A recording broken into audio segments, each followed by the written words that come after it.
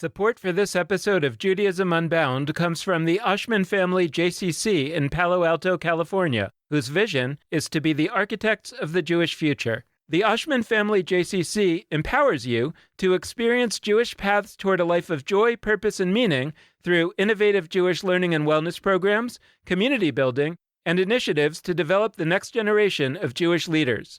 Learn more at www.paloaltojcc.org. This is Judaism Unbound, episode 357, Torah Nuts. Welcome back, everyone. I'm Dan Liebenson. And I'm Lex Rofberg. And first of all, happy Hanukkah. Hanukkah is starting just a few days after this podcast is released. So if you're listening to this, you're probably listening to it on or just before Hanukkah. And we hope you have a wonderful holiday. If you need some last-minute inspiration, you're not sure how to make this Hanukkah your own, check out JudaismUnbound.com/Hanukkah. We spell that Hanukkah. And there you will find all kinds of ideas that we've created in the past and posted there. You will also find some links to some videos that we've made and that our partners have made to learn more about Hanukkah. And you will find a link where you can sign up for one of our newest projects. It's called Apocryphest 2022, Hanukkah Unbound and Uncanonized. That's a cooperative project that we are doing with the Torah Studio.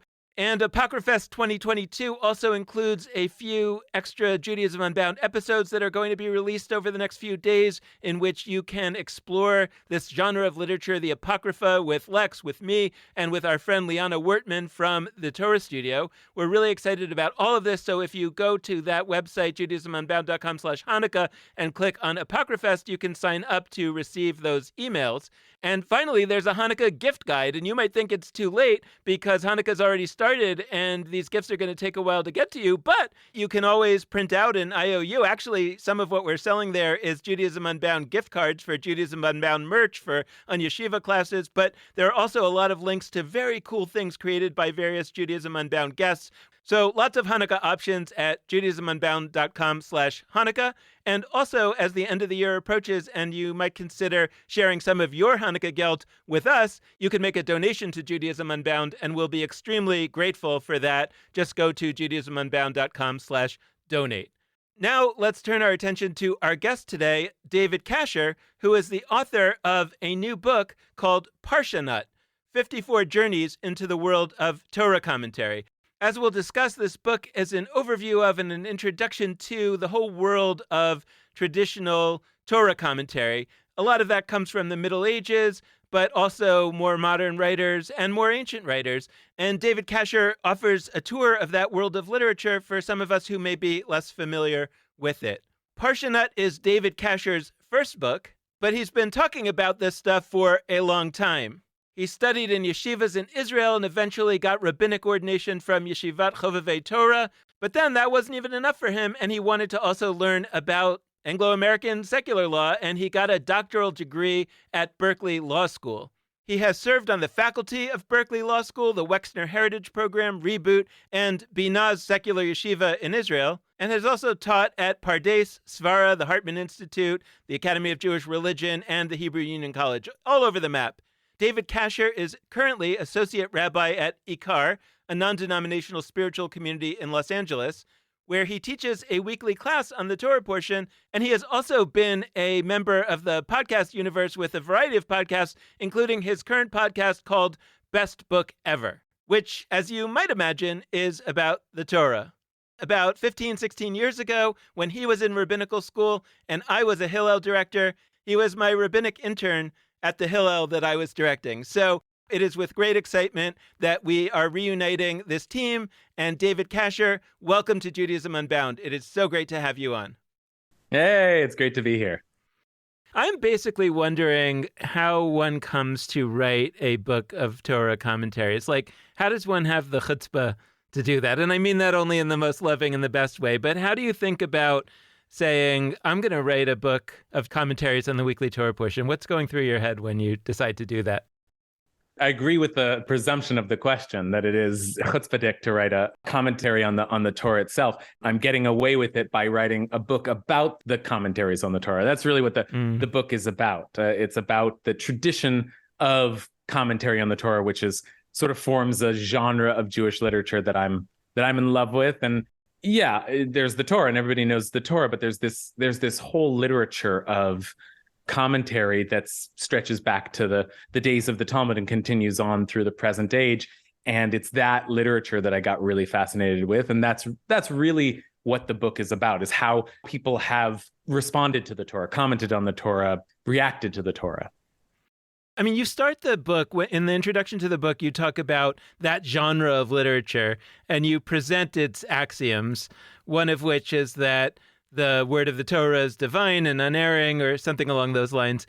And yes, that is the predicate on which much of the commentary of the last 2,000 years has been written. And I'm wondering, when you say I'm in love with that, I really wanted to share that tradition of commentary with a modern audience. What is it that you hope that they're going to get from that encounter, right? Because I think that they don't, and I guess I'm wondering if you do, but they don't believe in that predicate. Is it a hope that maybe they will, or is it something else? Certainly not assuming that readers will sign on to that. I think of it more as a hermeneutic, a mode of reading, which presumes that this text is like a closed system. We're just going to take the text as it is and assume that it is perfect and any oddity in it can be resolved. And then once you read that way, it creates interesting and unusual responses.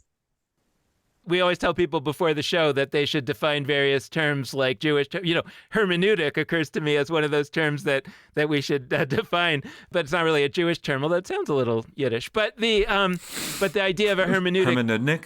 Yeah, maybe that's what I'm going to call you from now on. No. A hermeneutic. That'll be your sequel to Parshanut. The puns have already begun. Yeah, they're never going to end, David. You knew what you were signing up for here. Listen, the book has a pun in it, right? So the title of the book has a pun in it. It's true that I was first trained to read the Torah that way, and there was a heavy theological backdrop to that training, that it was important to believe that the Torah, every word of the Torah was divine. It was God's word that was communicated exactly to Moses on Mount Sinai. And the rigidity of that theology is not particularly appealing to me. But I do think that the way of reading that vision of the Torah creates, it's captivating. That way of reading the Torah has captivated me. And it's an assumption that our commentators bring to the reading. And so I think of it as more of an exciting way to read the Torah rather than a faith principle that you have to sign on to in order to appreciate this literature.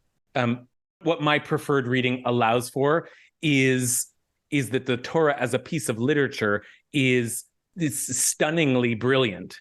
It's sometimes hard to see that if you're not reading the Torah generously, if you're not allowing for the possibility that the Torah will dazzle you, that the Torah will awe you in its complexity and sophistication and, some of the pattern spotting that is part of the tradition of Parshanut presumes that the Torah is one whole text and that you can take a piece of Deuteronomy and a piece of Genesis and see them as in conversation with one another. And that is another way, I think, of saying it, is that the Torah is an interconnected, intertextual document so that it can be read as a whole. And when it's read that way, it sort of reveals itself to be a work of just magnificent artistic brilliance. And I guess the truth is I am interested in exposing people to an experience of divinity in reading the Torah. When I read the Torah with the assumptions that that we're talking about, the assumptions that this text has a kind of perfect structure that has to be decoded or figured out, I find my assumptions, whether I believed in them or not, I find them to a certain extent verified by the wonder of the text itself. What's interesting to me is that I simultaneously feel very strongly about the people side, about talking about how the Torah is a product of people. And for me, that idea, it doesn't contrast with the divinity or the specialness or the sacredness or the holiness of the document at all. But I kind of want to hone in on something, which is there's two layers to what we're talking about. what we do as readers, you like us, the three of us and everybody else that's in 2022 reading. And then there's the process that this set of people that we're talking about, the Rishonim, the people who created these well-known commentaries, there's what they did a long time ago. And I actually think those are not the same thing, because what they were doing, or at least it's not the same as what many people experiencing Torah today do, which is Rashi and Rambam, these various guys with fun names to say that are acronyms in Hebrew most of the time and short versions of longer names.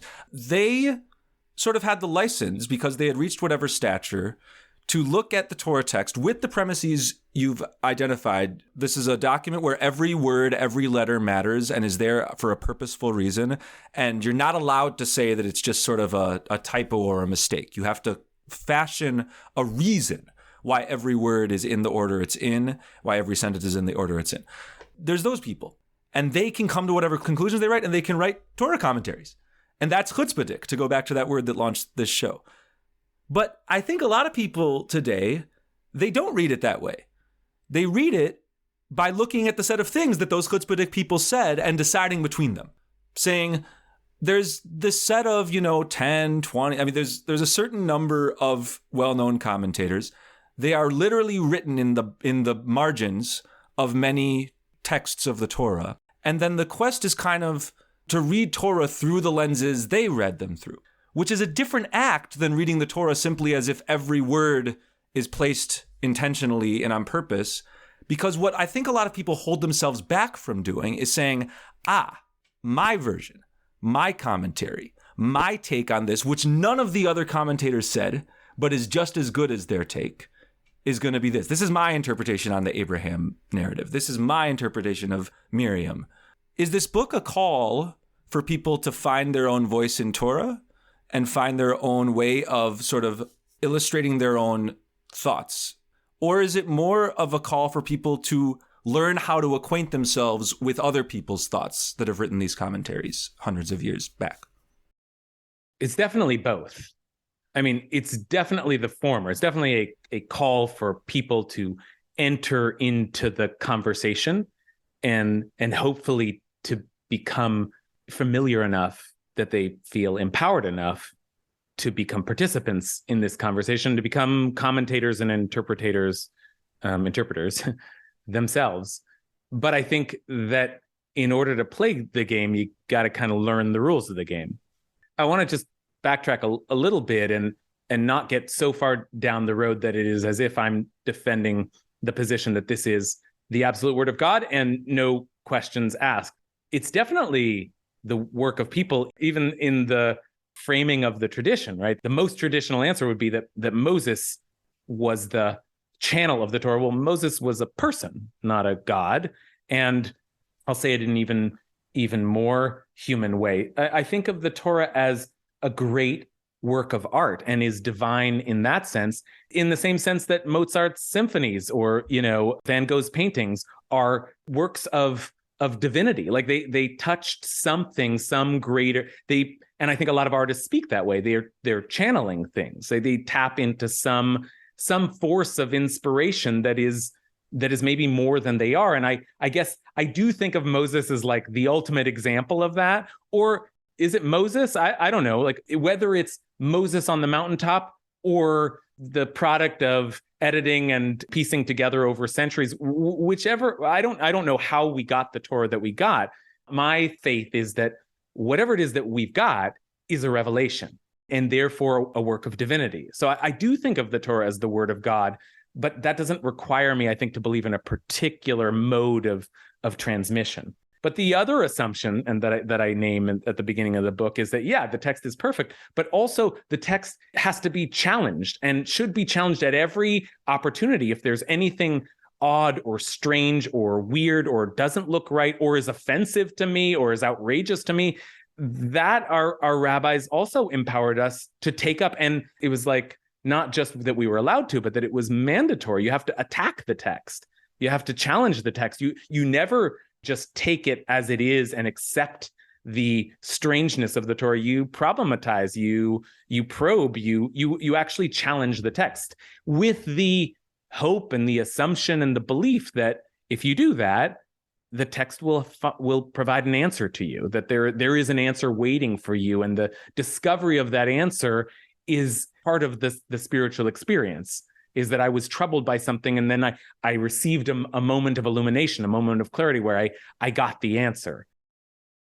I really want in this conversation to hold deeply the pieces that we share and name directly the pieces that we don't. I think in a lot of public-facing Jewish conversations, if you're watching a panel, it's always like the person's response to the previous panelist is, oh, that's so great, and I agree. Like, we need to be comfortable saying where we're not fully on the same page. And there were some things that I am fully aboard, which, one, I am fully aboard the notion that this is really like a sacred process. I don't use the word divine as much as I use sacred, but I do think that Torah study, through whatever lenses, whether you're taking these premises that we're talking about that the rabbis have, or you're not, but I believe in that process and the ability of this document and engaging with this document to change people's lives and to add meaning to people's lives and to allow them to serve the world in more just ways.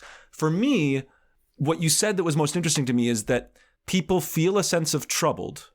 You know, you come in and the rabbis know this. And I agree. Like, the rabbis, everything they do, these interpreters, they start from questions, but not just questions that are like, oh, why is this like challenge questions that if you ask them at the Q&A at the session after the speaker speaks, it'd be like, so a comment and a question. Really, it's a question that's like, I don't know if I like this. The rabbis do that, but what you said after that is, you know, there's this sense of being troubled, and then you can find the answer. I don't really know that I want people to feel that troubledness go away. Like, I think I go back and forth about whether I want people to read primarily through a lens of generosity or through a lens of suspicion, a hermeneutic of suspicion. For me, there's room for both of those. And I'm not saying you disagree. I'm not saying you're the far end of the spectrum. But I guess what I'm asking is, what is happening to us when we feel that sense of I'm troubled by the text? And when we're in that moment, what are pathways we can follow? You know, some of them being traditional commentators that have thought about similar questions. But like, what do we do in that moment? What's this experientially like? I mean, you wrote 54 meditations on roughly that. What is it to have that sense of I'm troubled and then go about navigating it? Because I think there's one way would be to say, it's good that I'm troubled, and now my takeaway is that I've learned something about myself, about the world, that is not right because this text isn't right. The other route would be, oh, we might be able to find a way that the text still is right, and yet the troubledness that you felt is kind of validated. Torah itself wants us to be troubled. The Torah itself, in some places, obviously, is attempting to startle us and to disturb us and to challenge us. I think that's one of the great powers of this book, like the binding of Isaac. Our founder asked to kill his own son. There's just no way that is meant to be read as just like a happy, good story that we're not supposed to question. It seems obvious to me that we're supposed to be troubled by that story. I mean, just in the sense of the narrative that God has already said that this son is going to inherit the covenant. So it doesn't make any sense. Obvious in other ways. Later in the Torah, it says that you should never sacrifice your children. So there's something wrong with that story. There's something disturbing about that story. And even the resolutions that we might find or that we might try to offer are never good enough. And so I'm with you in believing that we're never going to come up with all of the answers. Part of what keeps this text moving through history, what keeps it alive and captivating, is that we don't come up with all the answers. That's also, I think, part of the brilliance of the Torah, is that it's written in such a way that we return to the same stories year after year, troubling over the same questions, and some of them are never resolved. It is true that there are these moments of illumination, or I would even say revelation, where we see some connection that we hadn't seen before, and there seems to be an answer that comes to us and resolves some tension that we had. But we're never going to find all the answers. And if we did, the text would be a lesser text. It would be a flatter text. But I think that the idea that the text is unsolvable is part of the greatness of the text. It's really like the attempt to solve the problems and the attempt to grapple with the problems. That's Torah. The text is just the launching point for the conversation around the text. And it's the conversation around the text, that's the sacred, that's the Torah. Torah refers to the whole tradition of conversation and reflection and speculation and rumination around this text. That's really our sacred tradition. What I'm trying to articulate and think about is that I actually think these traditional commentators that you write about in the book, that you introduce us to in the book, I think they're really important, even though I profoundly disagree with them and disagree with their approach. Because I think that their approach is part of what we have inherited. It's part of the raw material of Judaism, as I describe it, that we've inherited. And if I were to ignore these medieval, mostly commentators, for example, and say, well, I want to go back directly to the Torah text, which, by the way, I do. I mean, I do that. That's my kind of teaching, where I usually will go back to the original text and try to get people to read and encounter the original text without commentators. But that's not because I don't think the commentators are valuable raw material of Judaism. It's just because I think I'm trying to give them a different experience that it's hard to get when you're too familiar with those commentators, because you start to get a sense like maybe I'm supposed to read the Torah only this way. But at the end of the day, one of the things that I feel like I have to contend with as a Jew who doesn't really believe in the divinity of the text in any way, maybe not even the way that you've been describing. Like, I think of the text not even as like Shakespeare is divine. I think of the text as a collection of many amazing works of literature. And the difference is that I don't see them as having to be consistent with one another, because I don't think they were written by the same hand. And the medieval commentators, I feel like, almost have to resolve these contradictions by finding an argument in which they are not contradictions, because that's one of their predicates, that it was written by the same hand, if not by a being, then by a divinity that was a kind of unitary force that somehow wouldn't have put things in that were actually contradictions. I see the value of being an inheritor of that tradition, and that's part of what I think you're articulating in saying that for us to be introduced to this way of reading Torah, even if it's not our way, is a fascinating way that you can really immerse yourself in and get all kinds of interesting things out of, in terms of what would it be like to read a text, this text or any text, with a set of predicates that basically says, I'm reading this with the assumption. It's almost like a game. I don't mean to minimize it, but to say, okay, I'm going to read the text with this set of rules now, where anything that seems to be a contradiction, I'm going to try to find a way to read it where it's not a contradiction. And that can produce these really fascinating results. For me, I want people to have access to that part of Judaism, because it was basically the way that Judaism was built, or many parts of Judaism were built, for 1,500 years. And that's a big chunk of time. And I want people to know about that. And at the same time, I don't want them to imagine that that is the, quote, right way. I think there are many voices in the text. I think the idea of a divine text, as the rabbis understood it, was one that was pulsating with layers of meaning, right? Their famous phrase is Shivim Panim LaTorah. There are 70 faces to the Torah, which means even the same verse is packed with layers of meaning. And so it could be saying two different things at once. You know, there's this story about Moses going up to Sinai and God's writing the little crowns on the letters of the Torah. And Moses asks, why are the crowns there? And God says, well, because one day a great sage named Akiva will interpret even these crowns on the Torah as containing extra layers of meaning, new laws that even you, Moses, don't know about. The Torah is dynamic and capacious, meant to be understood at least, I don't know if in infinite number of ways, but at least in 70 different ways. It's true that one medieval commentator, if you follow one commentator's line of commentary, he will probably try to be consistent with something he said earlier, but I don't think that's an assumption that we bring to the Torah itself. And the various commentators are disagreeing with each other. I mean, that's one of the things that I love so much about this material, Parshanut, when I started learning it, is that you open this book called a Mikraot Gedolot, which has the text of the Torah, but then has various commentators, the classics, laid out on the page. And they're on every page, you have Rashi, and you have the Ibn Ezra, and you have Nachmanides, and they're disagreeing with one another. So you have this sort of argument on every line of the Torah that's, you just hear the debate across the centuries. And I think that is, I mean, I don't think that's so different than what you're trying to allow for. This idea that we all have a reading of this Torah, and that the Torah allows for that multiplicity of interpretation. That's a part of the process. So there's definitely not, for me anyway, a goal of total harmonizing, of total consistency. So in this conversation, and when I read it in the book, I'm really struck by what you just said about the Mikraot Gedolot, about how your experience when you encountered sort of the core Torah text surrounded by these incredible interpretations, elaborations.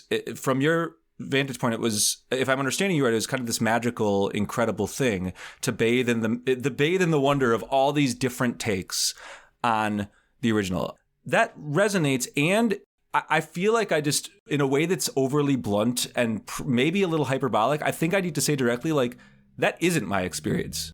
I don't know, maybe because I'm ordained as a rabbi and I feel like I read Torah differently from a lot of rabbis, I like am insecure about some of this. But like, my sense of what happens to my body and to my mind when I read all of these commentators and what they thought about, let's take some of my favorite sections of Torah. I'm a big Book of Numbers guy. And I do consult some of the commentaries, but I do so in the same way I consult, random other wisdom teachers in the world that might have thoughts about this text. Like, I find that reading as if those commentators really are my lens, I don't have that sense of wonder. What I feel is like I'm being given a pair of goggles, a lens. Like, I'm being given a specific set of approaches that, and they disagree with each other. It's not one approach. It's a set of approaches that are within a general realm. But I'm almost flashing to, and this is going to sound overly harsh, but like, I'm flashing to Noam Chomsky's famous quote about how the best way to restrict people's free expression is to allow rigorous debate within a very small spectrum of opinions. From my perspective, all of these commentators on the pages of the Mikraot Gedolot, they share a general set of perspectives. And they are in conversation with each other over time, not in one area of the world. It's very cool to me. I share a magic and a wonder sensation that people in different areas of the world, in different centuries, they're almost like in a Zoom room on a piece of paper. They're like centered in one place talking to each other. But what I feel the need to say is, like, I feel like there's a limiting factor. I feel like when we read and the commentary is the Torah, there's a way in which our findings, our discoveries, our possibilities are restricted. And it's not that they tell us you can't, Lex Rofberg, come to a conclusion that's different from ours. They never say that. But it's just that that's our initial starting point. And so certain new findings don't come to us. And the reason I feel confident about this is because there's nothing I love more than learning a text I've learned 11 times with traditional commentators with somebody who's never seen it before in their life. Because those people often will say stuff about a character that I've never considered, because I already have my approach to this text, but they don't. They're not being colored by any commentator, by me, by a teacher, but they're just, it's them in the text. It's like a date. And I'm curious, like, I get the sense you'd push back on me, like, what am I not considering? Like, from my perspective, it's almost as if a chef is in the aisle of a candy, or a confectioner is in the aisle of a candy store, and they were to be told, like, look at this amazing menu of 40 different candies. Isn't it cool that you can find one of 40 candies that is already there and amazing? But the confectioner is going to be like, I want to make my candy. I want to make my candy. I want to make the recipe that doesn't exist yet. It's not that I don't see the value. I love candy. That's part of why my mind went to this place. $100,000 is the best cream of the crop. But like, if I were a chef, it would be funny to me if somebody was like, wow, there's 20 existing menu items that might be meeting exactly what your craving is in the world, as opposed to cook the thing that meets your craving, design the thing that answers your problem, find the interpretation that meets what you're looking for. Yeah, I don't know. It's just so interesting to hear you describe it that way. I see those 40 candies, and what I learned from that is, wow, 40 different people have come up with 40 different kinds of candy. Clearly, I can come up with a 41st, whereas you see it as limiting. No, I see the 41st, but I think that I don't know, it's a really subtle thing, and I don't know that my analogy fully works, but it's like, I find that when the commentators are on the page, to get out of the candy metaphor, when we're reading verse 1 and then looking at what the commentators say on verse 1, then reading verse 2 and looking at what the commentators say on verse 2, whatever we would have thought about that text, we might not think it anymore. And I'm thinking about the parallel universe where that restriction isn't in place. Yeah, I mean, look, there's clearly some truth to what you're saying. We are shaped and colored by the interpretations that we encounter. And yes, there's some value to just seeing the text fresh without any filter. And I teach the Torah that way. I think, Dan, you were saying you teach the Torah that way. That's a method, a beautiful method for reading the Torah, which is just to look at the plain text and see what you see. Of course, we're shaped by the interpretations that we hear, but I feel more encouraged by the interpretations that I get to be creative, to be an interpreter. And especially when I see 3 different interpretations, my takeaway is, oh, you're allowed to disagree with these people. Now, is my disagreement then, in the spirit of that Chomsky quote, is my disagreement then now more contained within their discourse? I suppose so. But the commentaries that are on that page are so radically diverse from one another. You're right. They share some. They participate in one tradition. So there is something that they have in common. But there's not just outright disagreements, but stylistically, just such radically different modes of reading the text that you will encounter when you sift through the commentaries.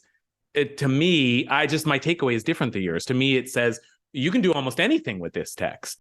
I mean, the starting point for all of this is the Midrash, the earliest kind of form of rabbinic commentary, parallel to the Talmud. And they were the wildest of interpreters. Mm-hmm. I mean, they were willing to suggest wordplay and kind of creative interpretation that exceeds what I would have done creatively. I actually feel like I'm more creative for having seen their interpretations. I guess my experience of it is just different than yours, but I also think that I'm really interested in participating in a tradition.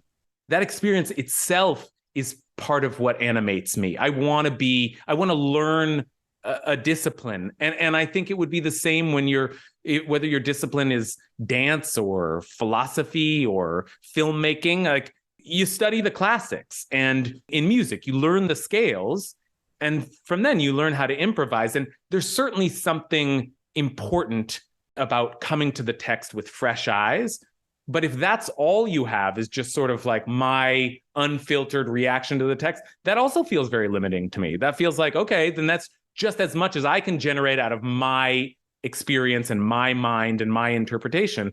There is a kind of there's a discipline here. There's a spiritual practice that I feel like I'm training myself in. And yeah, I follow my, the great ones down this path. And then hopefully, over time, I become better and better at it and more empowered to offer my own interpretations. But if all I ever did was just look at the text and react to it, that seems to me like, at a certain point, limiting. I mean, I was thinking on the candy one, I was thinking, like, what if you're in a world where all candies have coconut in them? And, I don't like coconut in candies. And if every candy that I had available to me had coconut in it, now my question would be, do I want to just say, well, forget this whole thing because it's not stuff that I like? Or can I learn something from the candy even though it has the coconut in it, right, such that I could then go and make different kinds of candies? And I think that that's what I'm trying to articulate here, as much as I really don't like to eat coconut candy. And honestly, as much as I sometimes rub against the approach of the medieval Jewish commentators and say, well, I don't like this in the same way that you feel swept away in it. And yet I also would agree that they're very valuable to come to know. So on that score, I'm curious also if you could just talk a little bit about the project of this book and how you went about creating it, how you were thinking about the experience of reading your book in particular. And then I was also wondering whether you could give us one or two examples of some Parshanut, some commentary that really swept you away, that you think, wow, this is a classic of the genre, this is amazing? And then also, are there cases where you kind of said, I'm disappointed, I can't find a solution to this. It doesn't feel like the commentators really knew how to completely get where I wanted to go with this one? Well, first of all, I'll just say the way the book is structured. So there are 54 essays because there are 54 parshot, Torah portions. And again, they're meant to bring the reader into the experience of doing the work of Parshanut, of kind of trying to solve a problem. So they all mostly, I think, begin with a question. And I think that's, again, predicated on that assumption that you bring your questions to the text, you challenge the text. So you read through the reading of the week, the parsha of the week. And I mean, the book is based on a blog that I kept for 5 years. So every week I would sort of read through the parsha and then something would catch my eye. So I try to articulate the question and then I go through the commentaries, go sifting around, searching for answers. And sometimes I would find answers that themselves were so satisfying to me that part of the book is just sharing this incredible thing that I found. And sometimes, on the contrary, I would go through all the answers and feel still unsatisfied. So I would suggest one of my own, or I would say this feels unresolved to me. I also just want to say that there's something that I love and wanted to bring people into about that rhythm of every week there's a story. And all like our people are reading one story or one reading or contemplating one idea or one set of ideas every week. And so there's like this weekly conversation, this weekly set of narrative or law or information that we're all thinking about at the same time, following along. I mean, I hope that people will not read my book from cover to cover. I hope they read it week by week, because that's part of the experience that I'm trying to bring people into. In terms of some of the commentaries that I've been particularly dazzled by, I remember the day that I kind of fell in love with Parshanut. I was just kind of being introduced to Rashi's commentary, and the teacher was taking us through the first chapter of Genesis. And in the first chapter of Genesis, there's a kind of a pattern that gets broken where it says, the second day, a second day, a third day, and then on the sixth day, it says the sixth day. It's an oddity, right? Why the sixth day when every other one has been, a fifth day, a fourth day. And Rashi there says the sixth day is a kind of a hint, a kind of an allusion to the 6th of Sivan, the sixth, like the way we would say the fourth. And the sixth is the day that the Torah was given. Sorry, the 4th, like July 4th, just in case that slipped really fast. But yeah. So then the idea is that Rashi says is that now that everything's has been created, because the 6th day, finally everything's been created, there's a little bit of a wink that the text is giving you. Yeah, okay, everything's been created, but like what we're really waiting for here, everything Rashi says is tluin, held in suspension until the giving of the Torah. And that, by the way, is the date of Shavuot. Right. So the 6th of Sivan then is the day of the giving of the Torah, the day that we mark with the celebration on Shavuot. Now, on some level, that interpretation doesn't really work. I mean, talk about creative license. Like the 6th of Sivan isn't even that month name comes from like the Babylonian tradition. And it's like, it doesn't really make sense that the Torah would be using that dating system. And it's never used to talk about the giving of the Torah. Right. Shavuot itself is not the day of the giving of the Torah in the Torah. So there's something about about that interpretation that stretches credulity. And, we've been talking about this all along. Do you have to believe or not? Like, I wouldn't say that I buy Rashi's interpretation of how that extra, and in Hebrew, it's just one extra letter. The is just like the hey at the beginning. So just one extra letter is signaling to you that like this is all waiting for the 6th of Sivan. I'm not even sure I buy his reading of the text, but I just loved the idea that he was suggesting to me that this book was talking to you about itself, that like this book had a kind of self-consciousness, and it was saying, I, the Torah, behold, am the center of everything. I am the purpose of existence. And this is all very nice and well that there's been a world created, but just wait till I come on the scene. It's not about believing in that. It's just about being excited about the idea of a text that could be self-conscious and talking to you. Like I loved what Rashi was doing with that.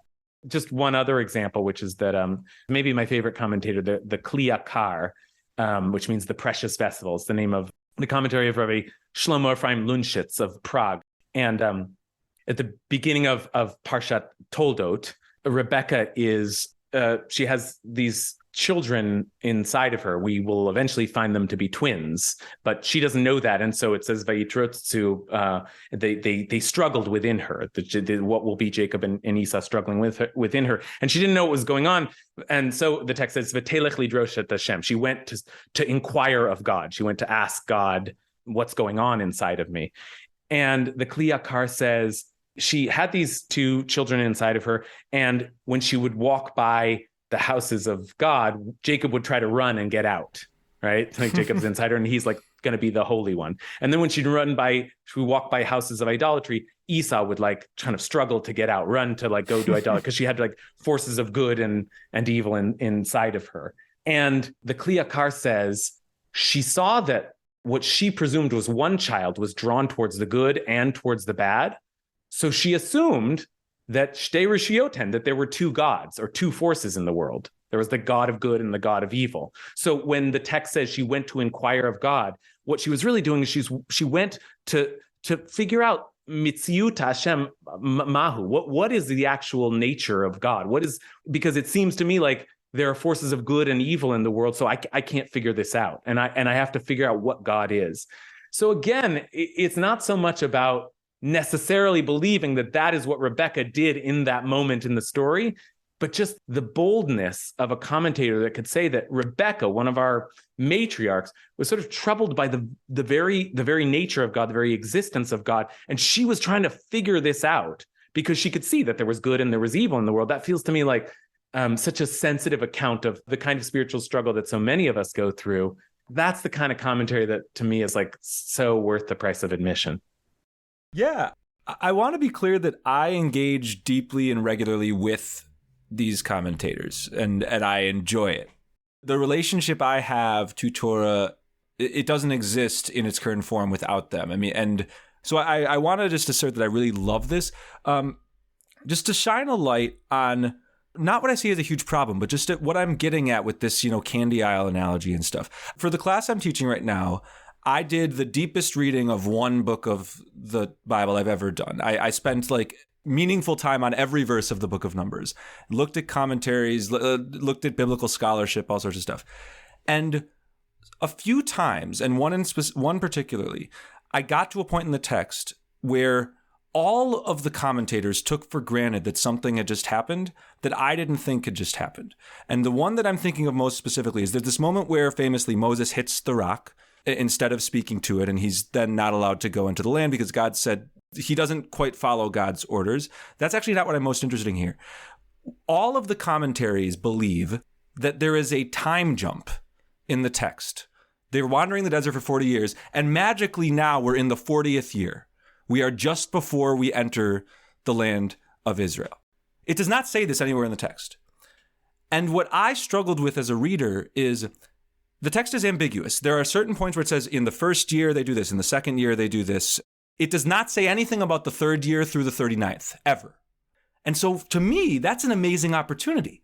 I can read this text and say, wow, what if this story with Moses and Aaron not quite listening to God, what if that happens 3 years into the wandering in the desert? It could have. That's an interesting question because then, oh, wow, like they made this mistake and they know for 37 years that they're going to lead the people on these journeys and they're not going to get to go into the land. And they stuck with it for 37 years, even though they know they're not going to get in the land. That's incredible leadership, right? That's one option. Option two, it's year 20. We're halfway through. All of these are possible because the text doesn't make it clear. They've been doing this a while. They're experienced. Why are they messing up after this long of leadership? What's the deal? Like that opens up a different question. And then if it's the 40th year, which all the commentators think it is for a variety of reasons, mostly that Aaron dies right after this, and they believe that Aaron must have died shortly before going into the land for a few reasons. I feel like I would have loved, I want to create the world where we have the midrashes, the different stories where this story takes place in year 3, where it takes place in year 20, where it takes place in year 40. And I can create them. I feel like I'm allowed to create them. But when I opened up the Jewish Publication Society's commentary on Numbers, they said, most believe this is the 40th year, like something to that effect. And I just feel like it's telling me, it's like moderating me a little bit. But so like, David, I guess I don't think you're disagreeing with me. I actually think that I'm seeing in your eyes in Zoom that you're like excited by this. So like, how do we blend a reverence, a love, a passion for these commentators we have with sort of actively pushing ourselves to ask some questions they didn't ask? No, I mean, I am kind of bursting forth here because I want to answer as you already started to answer. Like, you can say what no one else has ever said before. I mean, that's the whole point, is that if we steep ourselves in this tradition, we begin to see gaps and places where nobody is as yet filled in those gaps. And I think that is actually the most exciting part of this process of Torah study. And what I'm referring to is the concept of chidush, of coming up with a novel interpretation. And that in some ways is like the ultimate experience of the study of the Torah, is when you see something, when you come up with an interpretation that maybe no one else has ever seen before. And that to me is like, that's the goal, is becoming, and part of it is to be learned enough. I mean, you really have to know this text well to be able to see some of these missing puzzle pieces. But you've seen one, and then you can offer an entirely novel interpretation of the Torah, and that is the most exciting part of the process. The example you give, Moses striking the rock, I mean, it's a good example of a problem that's never been solved. I mean, it's just never been solved. You know, I think I have an essay on this in the book. It being like why it's so bad why it's such a big deal. It being the punishment is so wildly disproportionate to the crime. I mean, this guy who devoted his life, who is our great teacher, who led a revolution, who devoted his entire life to God and our people, doesn't get to experience the culmination of this journey, doesn't get to cross over and come into the land himself. And what? Because he struck the rock instead of talking to the rock. I mean, none of the answers are good enough. I think I have an essay on this in the book that I call 18 Answers, because I go through the list of answers that have been offered in response to this vexing question. And I come up with 18 different answers. But the point is, if there are 18 answers, then none of them are good enough, because the tradition has continued to feel a need year after year to come up with a better answer or a new answer. And it's clear that no one has ever really solved this problem. And that means that the problem is both waiting to be solved or may never be solved. And so on the one hand, that means the text is never fully decoded, that it's always going to present us with new challenges and problems and curiosities. But it also means that it's waiting there for Dan to come up with his interpretation. It's waiting there for Lex to come up with his interpretation. But I don't know. I mean, I think that I wrote a book on Torah commentary because, to return to the first thing that Dan asked me, like, it would be too chutzpahdik for like the first kind of published work I have to just like give my commentary on the Torah, you know? Like I felt more like this was an homage to the classics. But where I'd like to go from here, from like writing about the commentaries, is to maybe one day write a commentary on the Torah myself. I don't think I'm there yet, but like that's what I see as the ultimate culmination of this training, of steeping yourself in this discipline, is to get to the place where suddenly you're seeing things that no one's ever seen before. And if that isn't a testament to the dynamism, the sort of the kind of magic of this text, we've been looking at this same text for thousands of years, and still I feel like every day new eyes are coming to this text and seeing things like you just saw, Lex, that no one else has ever seemed to say. I encourage that. I encourage that of my readers, and I think that the Torah encourages that as well. So before we go, I have to ask, this name Parshanut that also seems to be Parshanut, what's the deal with this double-layered pun situation? Tell our listeners and tell us. I think of the book as called Parshanut, right? Because that's the word for the study of the Torah, parshanut, or interpretation. But what happened was that I got a website name, and it was parshanut.com, and everybody just pronounced it as parshanut. I just went with it and capitalized the N, and that's why the book is most people would call it Parsha Nut, and also because I guess I'm nuts for the Parsha, so that was the. Well, I have an idea for a sequel, and you ready? You ready for some fun? Yeah. Good. Give me my next project. An acorn. What's an acorn? What? Think of a nut. An acorn is what leads to a tree. Yeah. A big mighty oak tree, and of course, there's already there's also lots of ideas. There's literal translations of Torah called Eitz Chaim. That's one of the go-to translations, which means tree of life. So if you've got a nut, Parsha nut, then if it's going to grow into some kind of sequel, then I think the next one has to play on tree in some way. How about common tree? A common tree. Dan. Okay. That is top tier. Yeah, common tree. I think it's great. That's good. Yeah. That's really good. No charge. Look, we could go on for a very long time. Mostly, I'm just super grateful for you bringing your approaches to this podcast and bringing your book to us. Thank you so much, David, for joining us. This has been a fantastic conversation. It's such a pleasure for me. And I feel like now I want like another podcast where I interview you.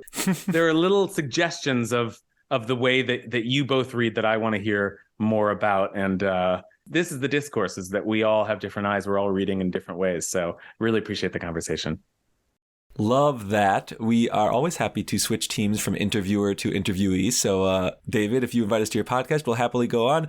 Others with podcasts, same deal. If you ever invite us, we're happy to schmooze. But thank you so much to all of you out there for listening. We hope you've enjoyed this conversation, and we hope that you'll tune in again in the future. A reminder about Hanukkah, that amazing winter holiday with the pretty lights and the fried foods and the awesomeness. There is lots you can do to celebrate Hanukkah, traditional things and new things that you come up with. So we hope that you'll do that, and you can find out more at judaismunbound.com/Hanukkah, where there's all sorts of links to different ways that you can play around with the rituals of this holiday and make your own. And also you can check out Apocryphest, our 2022 initiative, where we're experimenting with connecting Hanukkah to various books that didn't quite make it into the Bible, but still merit your attention. So we hope that you will check that out and check out our gift guide where you can buy fun Hanukkah gifts. All of that is on our website. We will close things out by encouraging you to be in touch with us, and there are a wide variety of ways for you to do that. First, you can head to our Facebook, Twitter, or Instagram pages. All of those are at Judaism Unbound. Second, you can head to our website, as mentioned. There's our email addresses. You can always send us questions, thoughts, concerns, ideas, whatever you've got, at dan@judaismunbound.com or lex@judaismunbound.com, or both. And the last request we have, especially this time of year, is that if you are financially able to support us, we deeply, deeply appreciate it. That's what keeps us going. And you can send a donation either on a monthly recurring basis or just as a one-time gift via judaismunbound.com/donate. So thank you so much for listening. And with that, this has been Judaism Unbound.